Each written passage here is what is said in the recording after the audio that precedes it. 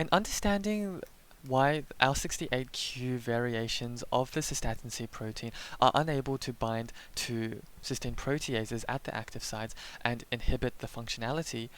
we need to look at the hydrophobic wedge, which normally confers the ability of the cystatin C protein to bind to cysteine proteases.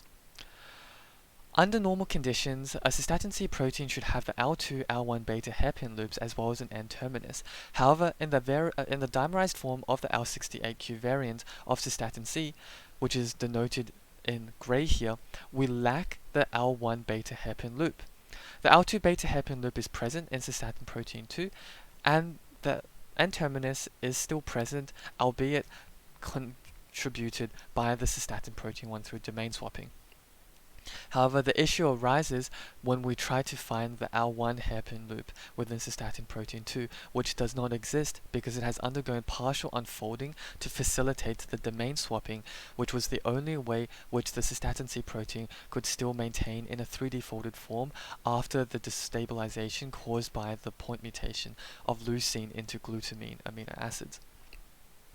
Consequently, the loss of the L1 loop absolutely destroys the ability of the cystatin C protein to inhibit the active site of cysteine proteases, as it is no longer able to bind to the active site due to the hydrophobic wedge no longer being specific and complementary enough. Furthermore, not only does the absence of the L1 loop result in the loss of inhibitory functionality,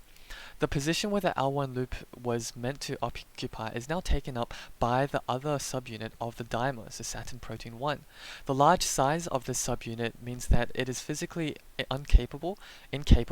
of binding to the active site of the cysteine protease. Consequently, the combination of the loss of the L1 beta hairpin loop as well as the physical size of the other cystatin C subunit means that the cystatin C subunit is no longer able to bind to the active site of cysteine proteases and inhibit the functionality of those proteolytic enzymes.